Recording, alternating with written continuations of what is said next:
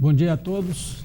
O Wellington hoje não pôde estar aqui por motivos pessoais e estamos hoje aqui para apresentar o ponto de vista saúde e relatar as notícias da medicina inicialmente.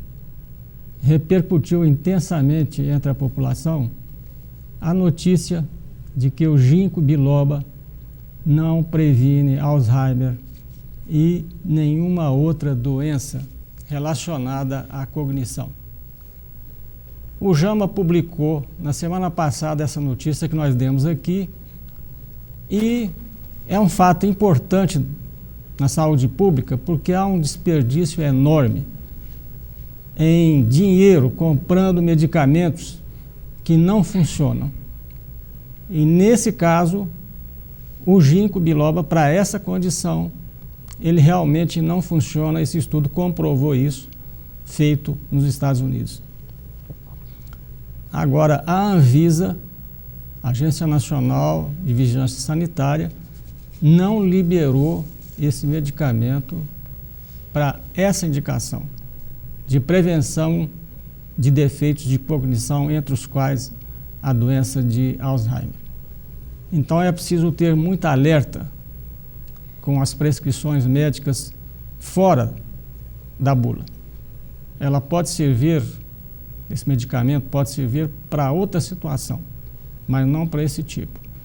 Inclusive, nós vamos conversar depois aqui a respeito disso de circulação cerebral com um professor da Universidade Federal do Triângulo Mineiro, um cirurgião vascular, daqui a pouco.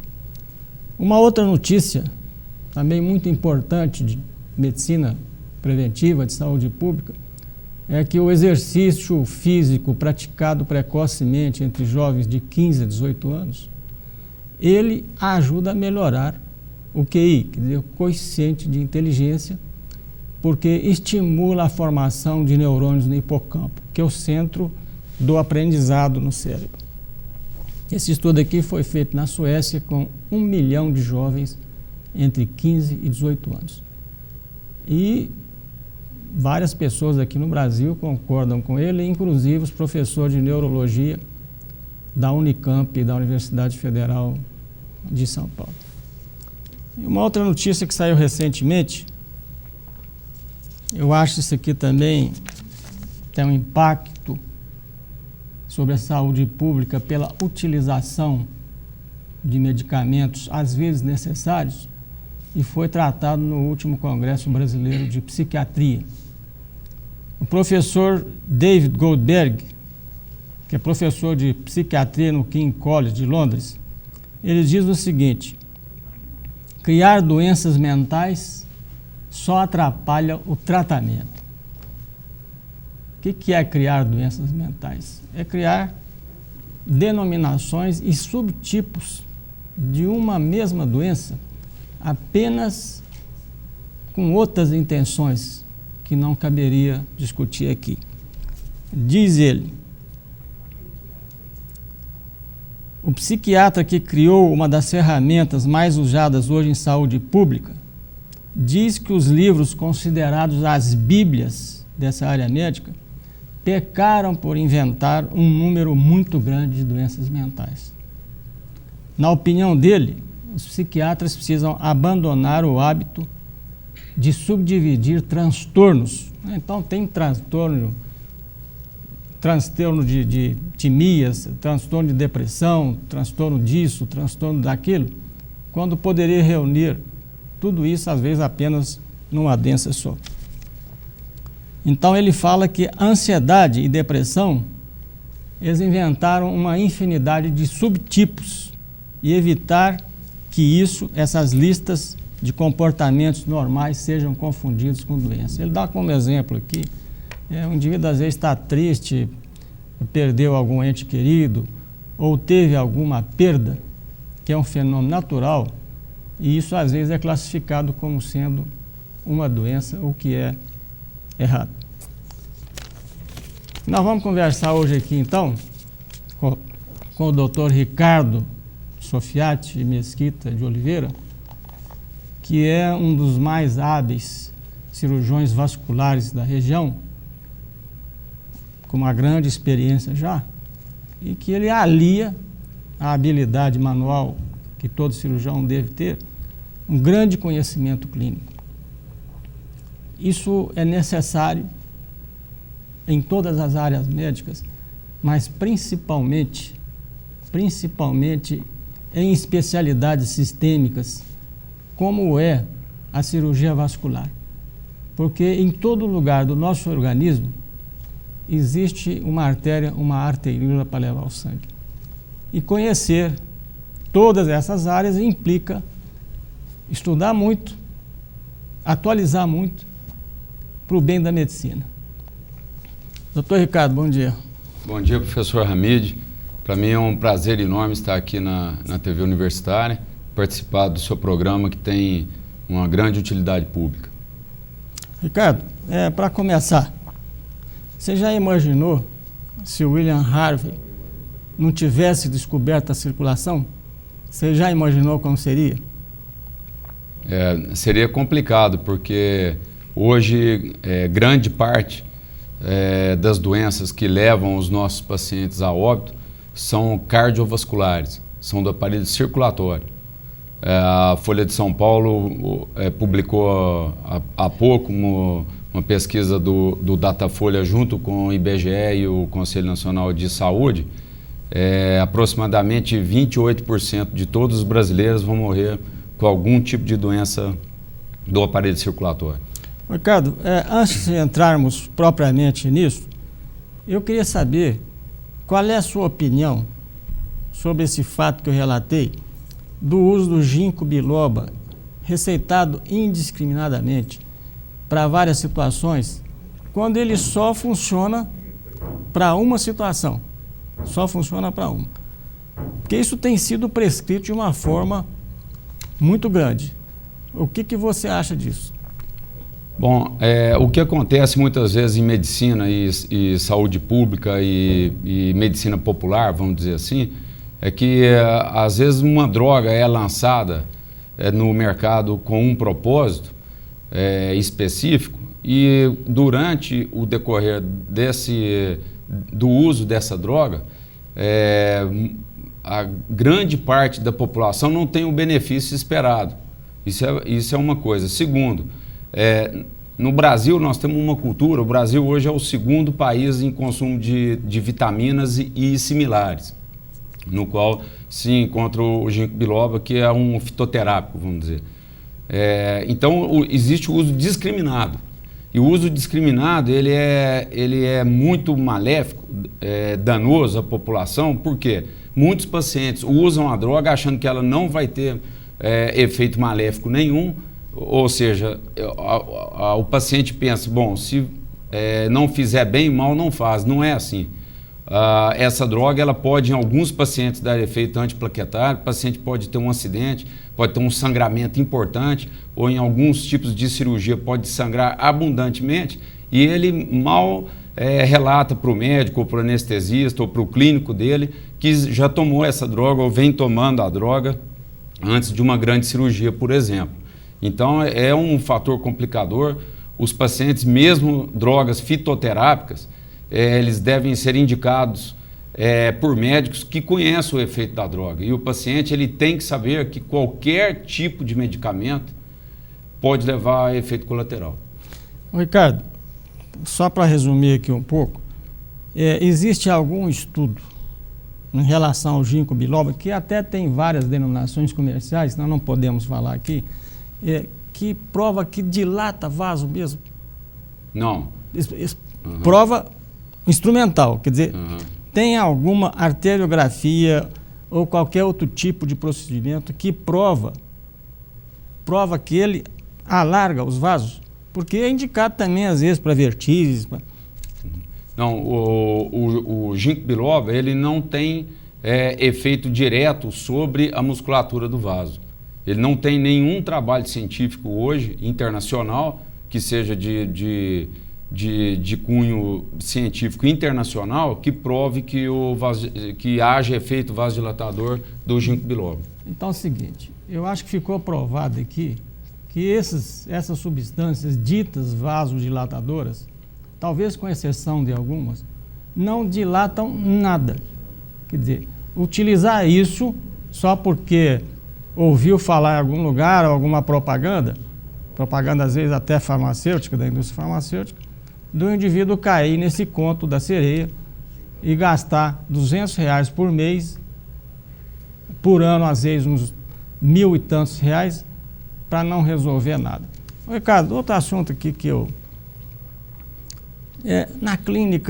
na sua clínica, quais são os problemas vasculares mais relevantes? Problemas arteriais.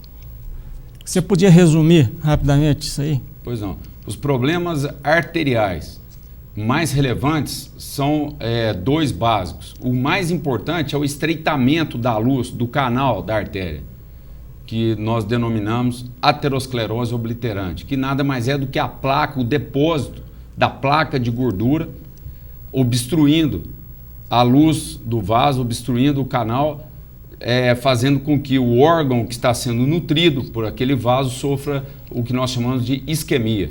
Bom, a primeira causa de obstrução, isso está muito claro na literatura e na prática, é o depósito de gordura.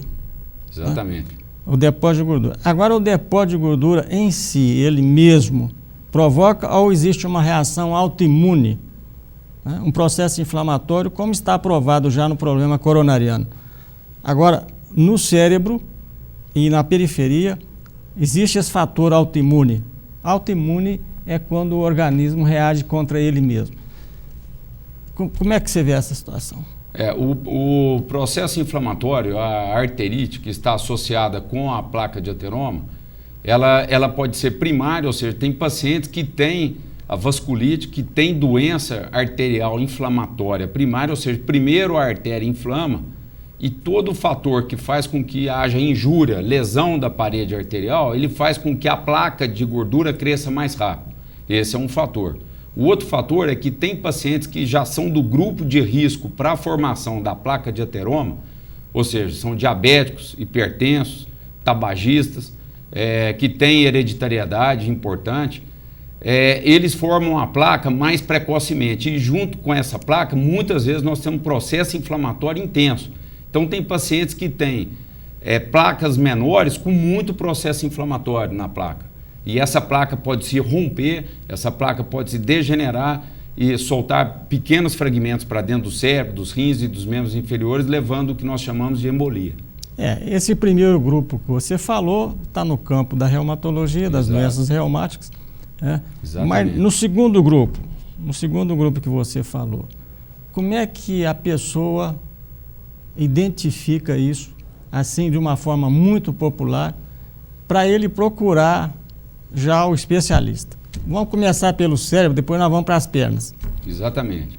A aterosclerose das artérias do crânio, ela é bastante importante. Para você ter uma ideia, hoje o AVC isquêmico, o acidente vascular cerebral isquêmico, ele ultrapassou o infarto do miocárdio na causa mortes no Brasil. Só vamos traduzir aqui para a população que o AVC é o derrame. É o chamado derrame, que na realidade não é apenas derrame, porque derrame é quando derrama, porque pode ser por oclusão. Exatamente. Então, como é que o indivíduo identifica as fases iniciais, não é depois que instalou, não? Exatamente. Então, nas fases iniciais, como que o sujeito pode se identificar como, primeiro, como sujeito fator de risco? Pensar assim, bom, eu posso ter esse tipo de problema.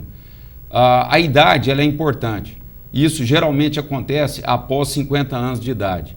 É a primeira coisa. Segundo, habitualmente esse paciente tem mais de um fator de risco, ou seja, ele é hipertenso, diabético, fumante e diabético, hipertenso e tem hereditariedade na família significativa, etc. Então ele tem que saber se ele está ou não no grupo de risco. Terceiro, são o aparecimento de alguns sintomas. O paciente pode ter, primeiro, alterações de comportamento. Por quê? Muitas vezes o derrame ou o ameaço de derrame, vamos dizer assim, o ataque isquêmico transitório, ele não acontece em zonas motoras, ou seja, em partes do cérebro que controla a motricidade. Porque esse tipo de ameaço de derrame, de ataque isquêmico transitório é muito conhecido da população. Então, algumas zonas do cérebro podem não dar alterações motoras, como, por exemplo, a parte anterior do cérebro, que nós chamamos de lobo frontal. Então, o paciente pode ter distúrbio de comportamento. Então, nem todo distúrbio de comportamento, alteração do estado cognitivo, como o senhor falou, ele é caracterizado como uma doença degenerativa do tipo Alzheimer. Às vezes, o paciente tem um estreitamento na carótida e está apresentando distúrbio de comportamento ou alteração de memória, etc. Isso é bastante importante. Então, o médico tem que fazer o diagnóstico. Ele não pode tomar medicação ou fazer um diagnóstico muito tênue ou superficial em relação a isso. Ricardo, por falar em superficial, como você falou, como é que você vê a medicina hoje? A medicina, em geral, não vamos falar só a pública, não, em que não há esses critérios, não se examina o paciente, é muita pressa, né? Você acha que é possível chegar a um diagnóstico desse, assim, de repente? Como é que você acha isso? O Brasil, ele tem muita condição de imprimir nos seus pacientes uma medicina altamente qualificada. O problema é que nem todos têm acesso a essa medicina. E segundo, nós temos, como a gente está vindo aqui no seu programa, fazer uma campanha nacional sobre essas doenças. Por quê? Porque o paciente, ele tem que cobrar na hora da assistência médica que ele seja bem examinado, que ele faça os exames complementares, que ele não fique em fila de espera muito tempo para fazer o diagnóstico da sua doença. Por quê? Porque o custo disso para a sociedade é muito alto. É muito alto. O custo de um paciente que tem uma sequela de derrame, de insuficiência vascular cerebral, é muito alto para a população. Então, fica muito mais barato fazer bem feito na primeira intervenção. Na primeira intervenção. Na primeira consulta, o médico, por exemplo, às vezes o paciente é completamente assintomático, mas chega no consultório, tem 60 anos de idade, é hipertenso e é fumante, o médico, quando ausculta o pescoço do paciente, ele ausculta o sopro, porque no estreitamento da artéria, o sangue turbilhona e ele gera um barulho que chama sopro, e o médico ausculta isso no estetoscópio. Quer dizer que precisa botar o estetoscópio aqui. Precisa ser examinado. Ser examinado. Exatamente. Ricardo, pode-se fazer uma inferência aí importante? Você falou diabetes, que todo mundo sabe. Agora, eu acho que valeria a pena também insistir, aliás, isso já é amplamente sabido, que o cigarro é um veneno não apenas para as artérias, mas também para câncer e outras situações. Com certeza. Ricardo, para resumir então, no sujeito jovem, distúrbio de comportamento. No sujeito adulto, problema de motricidade. Só para explicar aqui, motricidade é um movimento, é um indivíduo que não consegue se locomover, tem dificuldade de executar alguma tarefa, às vezes, né? Com certeza. Esse pode ser uma manifestação que ele não consegue fazer, sente uma pouca força em determinado lugar? Exatamente. Aí já é um sinal de alerta. É um sinal de alerta. Outro sinal de alerta são perdas transitórias da visão, o que nós chamamos de amaurose fugaz, ou seja, cegueira transitória. 15% de todos os pacientes que vão ter o derrame definitivo só tem um ameaço de derrame pela retina, porque pequenos fragmentos da placa de ateroma, eles podem se soltar e percorrer a circulação e entupir, obstruir as artérias da retina. E isso é bastante importante porque essa perda da visão ela é transitória, ela dura alguns minutos apenas, ok? Ricardo, você podia mostrar rapidamente aí como é que você chegaria a esse diagnóstico agora invasivo, né? Agora, antes de falar nisso, Ricardo, qual é a sua opinião? Existe um excesso de pedidos necessários de exame complementar nessa área ou não? Aqueles que não são precedidos de uma suspeita clínica antes. Como é que é isso? Porque isso é um custo muito grande para o sistema de saúde. Exato. Não seria melhor o indivíduo fazer a suspeita bem estribada e depois pedir o exame, ou pedir simplesmente por pedir? Não, o mais importante são os exames serem triados pela condição clínica do paciente. Se o paciente tiver uma condição clínica epidemiológica, ou seja, tiver um passado, como nós falamos aqui, que sugere que ele possa ter uma doença significativa ou que ele tenha sintomas importantes, porque o médico, o clínico geral ou especialista, todos eles têm que ter uma formação básica para o paciente e para perguntar ao paciente, porque se ele vai ao clínico ou ao cirurgião ou ao angiologista, muitas vezes ele não vai falar que ele teve perda transitória da visão. Se o médico não perguntar, ele não fala, porque ele não é oftalmologista, por exemplo. Então é importante os exames complementares serem guiados pela condição clínica, mesmo porque a gente não opera o exame complementar. A gente opera e trata clinicamente, ou com cateterismo, ou com angioplastia, ou cirurgia, o paciente, não o exame. Ricardo, a propósito disso, sobre aquela notícia que nós demos na semana retrasada, da reprovação de 67% dos médicos que se submeteram à prova do Conselho Regional de Medicina do Estado de São Paulo, um leitor aqui escreve para a Folha: mais da metade dos estudantes de medicina que fizeram a avaliação foram reprovados. Portanto, estão corretíssimos os representantes da Associação Médica Brasileira e da Associação Paulista de Medicina, que defendem que os formados nesse curso de medicina devem sim passar por um exame rigoroso para verificar se o nível de prática e aprendizado. E o mais dramático dessa triste realidade, isso aqui é importante, é que a maioria desses alunos mal avaliados fazem residência médica em prontos-socorros municipais. Ou seja, esse ponto aqui é importante, os usuários do SUS tornam-se cobaias dessa irracionalidade educacional. E muitos desses pacientes pobres pagam com a sua vida. Concorda? Não, eu concordo 100%, concordo em gênero e número, como se diz. O que deveria existir hoje no Brasil é uma maior fiscalização das escolas de medicina e as próprias escolas de medicina apertarem o cinto. Os alunos eles têm que ter uma formação melhor do ponto de vista teórico e do ponto de vista prático também.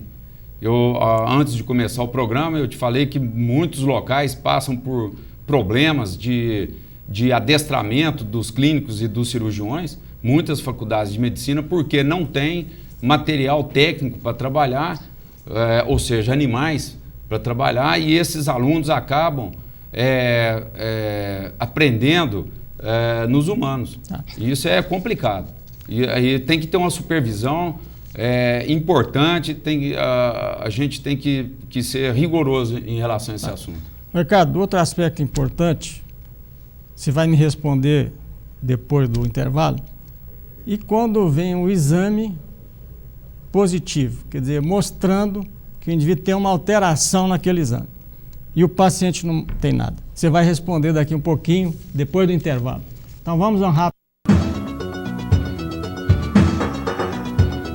Apoio Cultural Unimed. O melhor plano de saúde é viver. O segundo melhor é Unimed.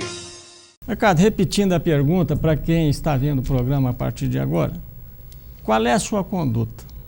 Você pede um exame complementar, às vezes não suspeitando de nada, às vezes para excluir uma outra doença, e vem um resultado positivo. Falso positivo é quando o indivíduo tem a doença no exame, mas ele mesmo não tem doença. E o falso negativo é o contrário. Ele tem a doença e o exame não dá nada.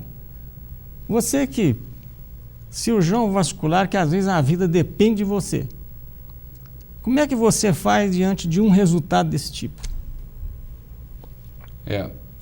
O que a gente tem que saber é o seguinte: quanto mais nós imprimimos tecnologia para resultado do exame ou para a confecção do exame, maior é a chance da gente ter uma complicação, porque entra nesse assunto aí vários dispositivos eletrônicos, computadores, etc., que podem falhar e podem criar uma imagem sugestiva de doença, mas sem que o paciente tenha doença. Então, isso nós chamamos de artefato. Então, além disso, alguns exames podem sofrer interferência do próprio médico examinador. Então, o que o clínico tem que saber é o seguinte: primeira coisa, ele tem que ser especialista no exame complementar que ele pede. Exato. E se ele pedir um raio-x de crânio, por exemplo, ele tem que ser especialista em raio-x de crânio. Quer dizer que o clínico tem que ter conhecimento também daquilo que ele está pedindo. Com certeza absoluta. Por quê, Com Ricardo? certeza. Por quê? Porque ele diminui assim, muito a chance do paciente sofrer uma iatrogenia. Iatrogenia é a doença causada pela própria medicina, pelo próprio médico. Então, o paciente tem que estar ciente. Quando o médico pede um exame complementar para ele, o médico tem que entender daquele exame complementar. Certo. Porque senão ele vai ficar na mão do médico que deu o laudo do exame para ele. Até é bom falar nisso. Entendeu? Iatrogenia, que o doutor Ricardo falou, iatreus, em grego quer dizer médico. Então, são doenças geradas pelo médico quando ele não tem certeza daquilo que ele está fazendo. Ricardo, Exatamente. mas acontece o seguinte aí. Às vezes, o paciente, ele confia muito mais no papel, aquilo que está escrito, que aquele documento, Com certeza. do que aquilo que você fala. Isso pode acontecer. Você não acha importante, eu sei que você acha, de conversar com o médico primeiro, aquele que vai fazer o exame, dar os dados para ele, porque ele também tem que ter informação. Com certeza. Isso tem acontecido, Ricardo? Olha, em alguns casos não. Em todos os pedidos de exame, o ideal é o colega que está fazendo o pedido de exame, ou nós mesmos, escrevermos indicação do exame e fazer um relatório por que você está indicando o exame. Para você facilitar sobremaneira, facilitar e muito, o colega que vai realizar o exame complementar desse paciente. Inclusive exame de laboratório, exame de sangue inclusive. Então, é bastante importante para quem vai receber o paciente para fazer o exame, que ele leia a indicação do paciente. Por quê? Um raio-x, uma arteriografia, uma ultrassonografia, ela tem diversas formas de serem feitas. É. Entendeu? Esse é um problema de saúde pública, porque o que se gasta em exame complementar, eu até conversei com um colega nosso, que 90% dos exames pedidos estão normais. E quando isso acontece, pode-se inferir, pode-se deduzir que aquele pedido era necessário. Então, prioridade em saúde não está sendo respeitada, porque esse desperdício de 90% podia ser canalizado.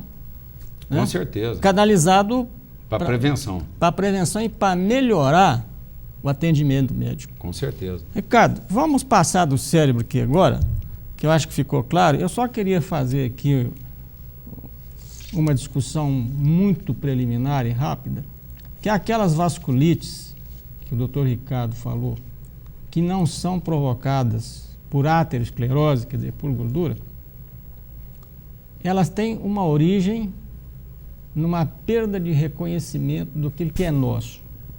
E o organismo começa a reagir contra os nossos próprios constituintes. São as vasculites, quer dizer, as inflamações dos vasos, não apenas do cérebro, mas do corpo inteiro, causadas por doenças reumáticas e que muitas vezes passam ao largo, quer dizer, passam desconhecidas, porque acontecem em pessoas jovens, sem esses fatores de risco aos quais o Dr. Ricardo se referiu. Nós temos aqui uma série delas que até pessoalmente nós já discutimos. Com certeza. E o diagnóstico é extremamente importante, né? Muito importante, porque tem consequências gravíssimas também sobre o cérebro. Ricardo, outro aspecto aí, muito comum na população, estou com dor nas pernas e acho que isso é circulação. Como é que podemos destrinchar esse tema aqui, Ricardo? Na sua área, depois eu... Uhum. Exatamente. A parte circulatória dos membros inferiores, ela começa na aorta abdominal. Então, existem alguns pacientes que têm a formação da placa de ateroma, se vocês quiserem mostrar a formação da placa, a placa de ateroma. Vamos Isso. mostrar aqui Isso. rapidamente. É só antes de antes de sair a imagem, Isso. a aorta é o grande vaso, a grande artéria, o encanamento maior do organismo, e ele passa às vezes no abdômen, né? Então, esse aqui que você está mostrando aí, Isso. Esse daqui, o que é isso? Essa daqui é a verdadeira, é o verdadeiro motivo da grande quantidade de óbitos no mundo inteiro, que é a aterosclerose obliterante. A formação é a placa de ateroma. Essa placa seria uma ferrugem dentro de um cano. Exatamente. Vai diminuindo a pressão da água. Exatamente. Essa daqui foi tirada de uma carótida, mas as artérias todas têm essa formação de placa de ateroma. Então, ela vai causando um estreitamento da luz do leito, da artéria, do cano, vamos dizer assim, e aquela parte irrigada, a jusante, depois da placa, fica sem sangue. No caso dos membros inferiores, quando o paciente, então, começa a andar, vai andando, no final da caminhada, ele começa a ter dor nos membros inferiores. Pode ser dor na panturrilha, na batata da perna, pode ter dor na coxa ou mesmo dor lombar, se a obstrução for muito alta. Então, uma característica da doença vascular arterial dos membros inferiores é dor à caminhada. Seria então a claudicação vascular. Isso. Até esse nome, claudicação, só uma curiosidade etimológica, claudicare, em latim, vem de Cláudio. Cláudio era aquele imperador romano, né, que não mancava, mas não era porque tinha problema vascular, não. É porque ele tinha um pé torto. Aí começou, toda essa sinonímia começou com o Cláudio. Porque existe também outro tipo de claudicação que não é o momento aqui para a gente abordar. Isso, exato. Mas, Ricardo, especificamente, aquela pessoa que vai te procurar e tem algum problema de dor, né? Para isso, muitas vezes, se lhe receita vasodilatador, e na realidade o problema não é vascular. Não. Que pode ser muitas outras coisas. Exatamente. Dos vasculares, você falou que é obstrução, né? E também tem problema do fumo também, né? Exatamente. A tromboangite obliterante, né? Exatamente. Além da aterosclerose obliterante, nós temos as arterites. Uma das arterites mais frequentes dos membros inferiores é a que nós chamamos de tromboangite obliterante. É uma angeite, uma inflamação dos vasos causados por hipersensibilidade ao cigarro. Então, nem todos que fumam têm essa doença, lógico. Mas tem muitos pacientes, muitos jovens, inclusive, de 20, 30 anos de idade, que já desenvolvem isquemia, falta de sangue nas pernas de extrema importância, levando muitas vezes a gangrena da perna, a ter que amputar o membro inferior desse paciente, se ele não fez o diagnóstico precoce, por hipersensibilidade a fatores do cigarro. Ô Ricardo, esses pacientes aos quais você se referiu, muitas vezes o diagnóstico é demorado porque estava tratando de algum problema tido como reumático, ou ortopédico, ou pé chato, e o indivíduo tem realmente uma obstrução. Então eu pergunto a você, como é que o povo vai diferenciar? Às vezes é difícil para ele, esse é um ato médico, mas como é que ele faz para falar, não, eu tenho que mudar? Certo. Quais são os sintomas mais importantes? Bom, os sintomas mais importantes são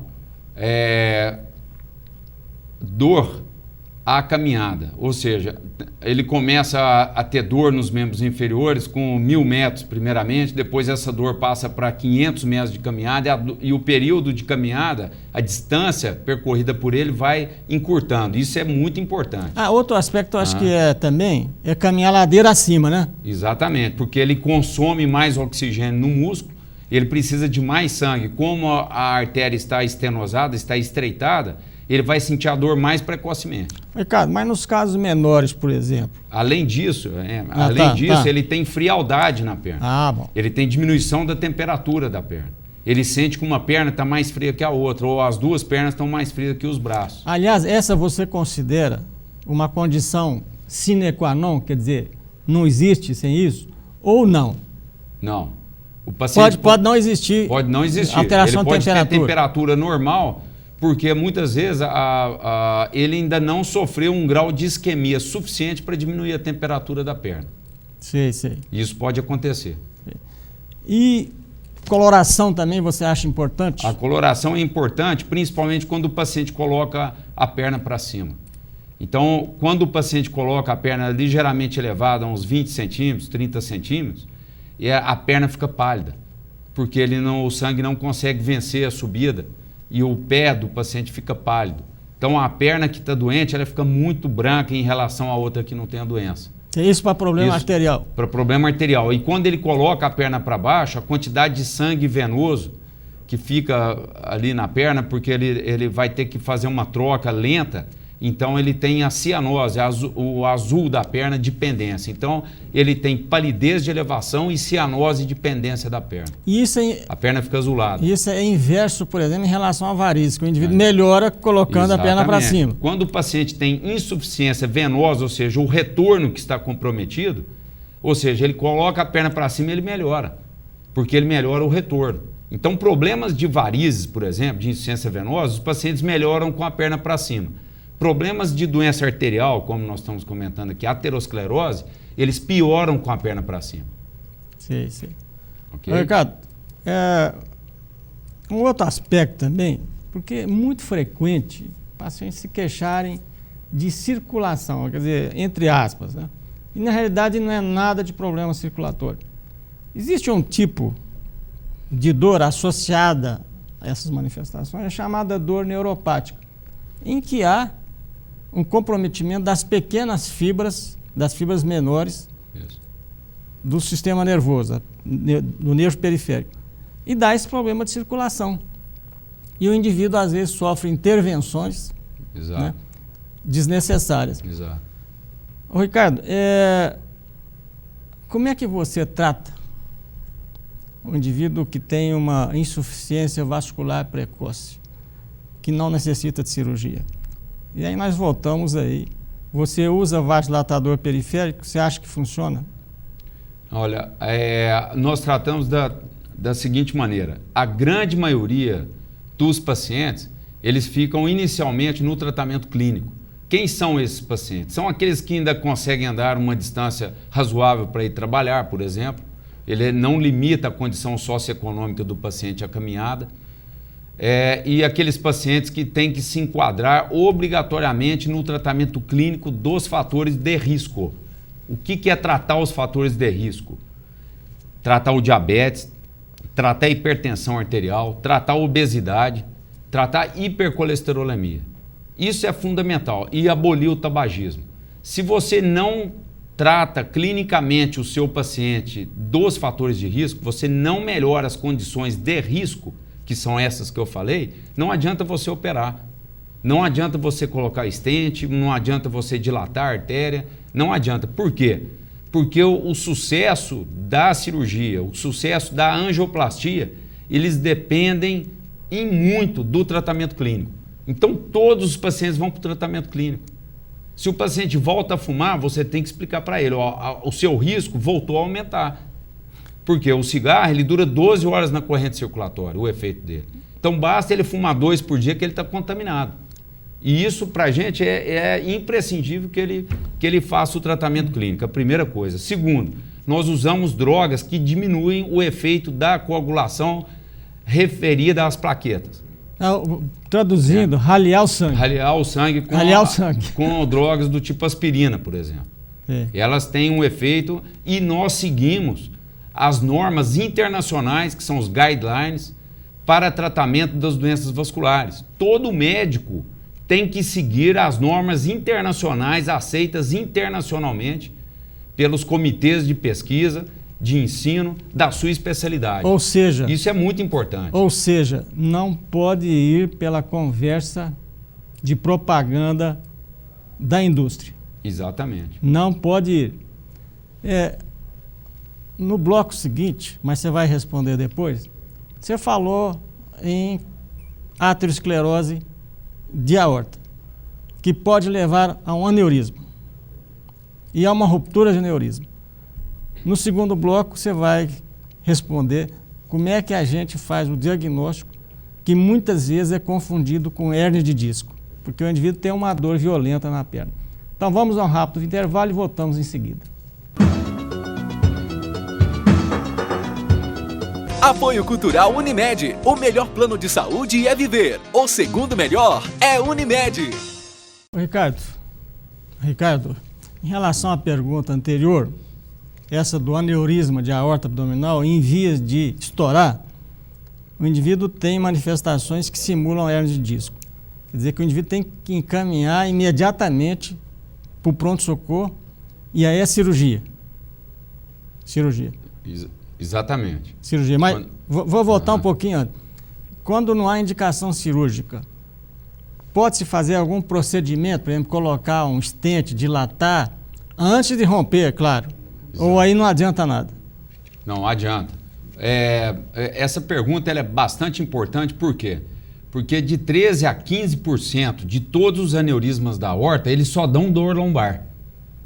Isso é bastante importante porque muitas vezes o clínico confunde com o problema da coluna e muitas vezes o ortopedista confunde, ou outro clínico qualquer, confunde a dor lombar do aneurisma com a dor lombar da hérnia de disco ou de qualquer patologia degenerativa da coluna.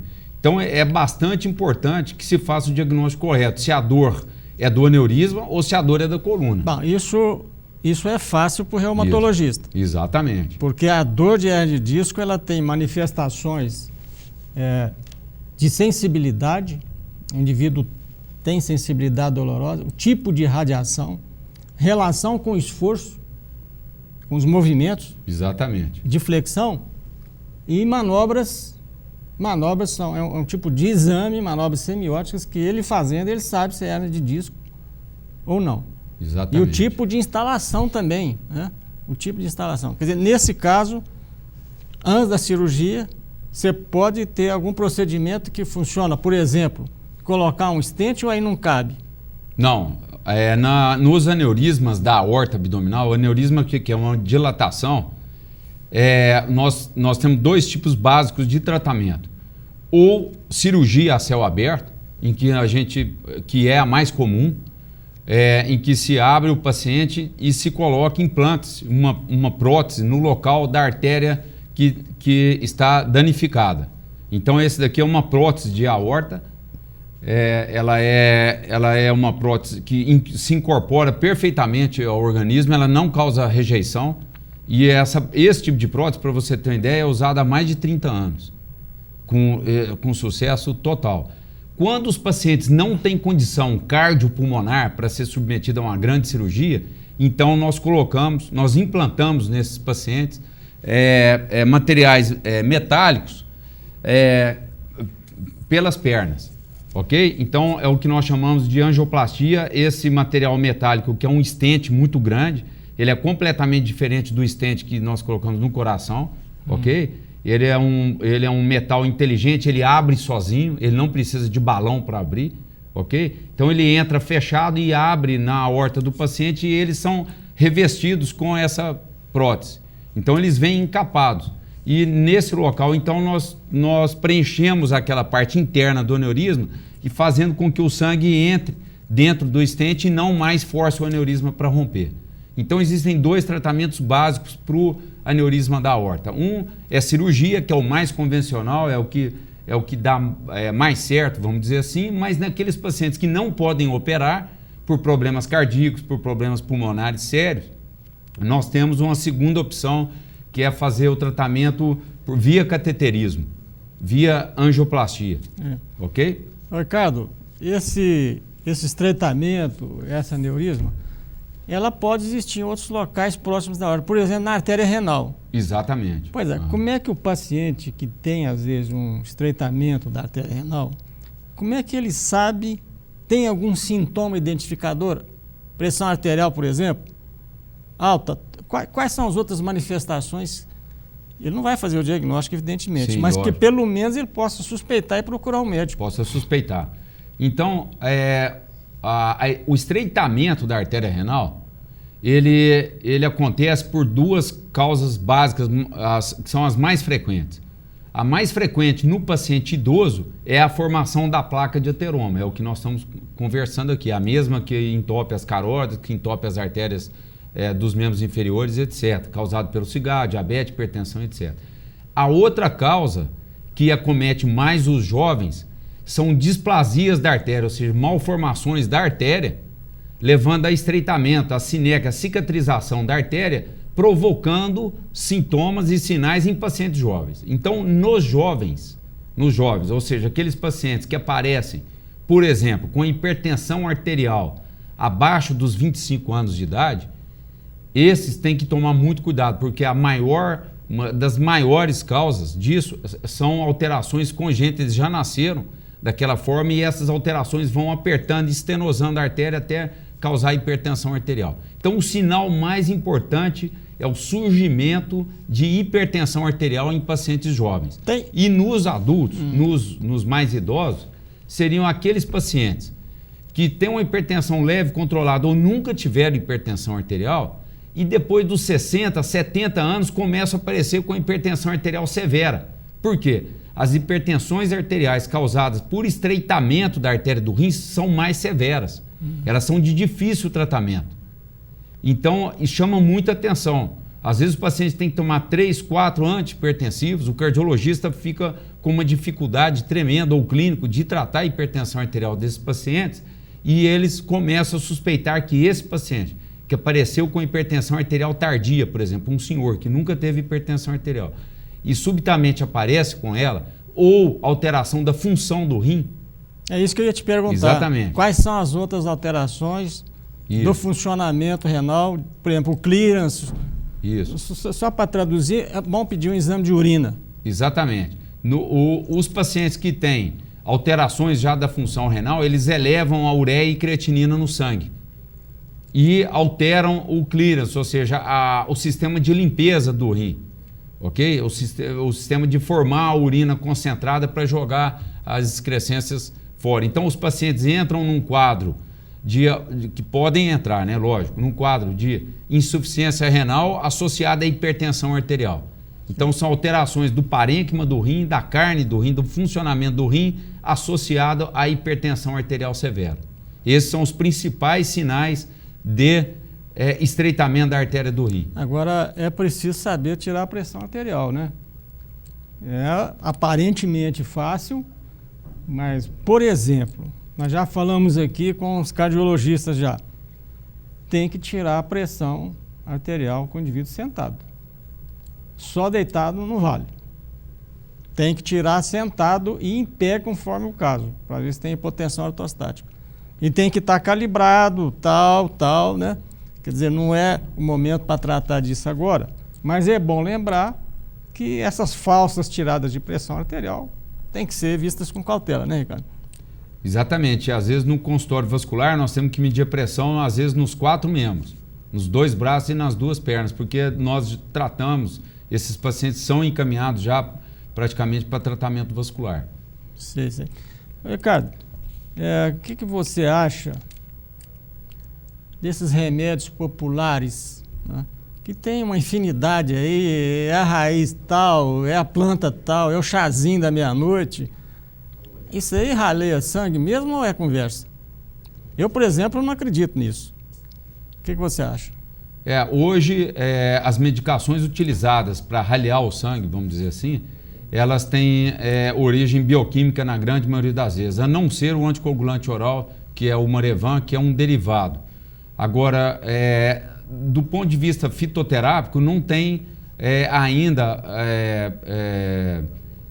tratados científicos de chá, de outras coisas assim, que demonstram que tem um efeito, vamos dizer assim, reológico, um efeito de anticoagulação nesses pacientes que possam ser benéficos. Okay? Ricardo, para terminar esse programa, o que você diria em 1 minuto para a população para prevenir essas doenças decorrentes do depósito de colesterol e outras doenças vasculares? Rapidamente. Trate bem os seus fatores de risco, se eles houverem. Cuide da sua alimentação. Coma bastante vegetais e não consuma gordura hidrogenada. Não fume. Pratique exercícios físicos regulares, controlados pelo seu clínico, indicados pelo seu clínico, com carga de esforço adequada. Controle o seu diabetes. Controle a obesidade. E seja o mais feliz possível. E faça exercício. Faça exercício controlado. Faça exercício. Faça exercício físico controlado. Ricardo, muito obrigado aqui pela sua presença. Prazer. Né? E vamos aguardar uma outra vez que o Wellington estiver aqui para trazê-lo, para abordar até de uma forma mais, né, abrangente. Os temas foram muito específicos hoje. Eu agradeço. Muito bom dia para todos. Então, bom dia e até a próxima quinta-feira.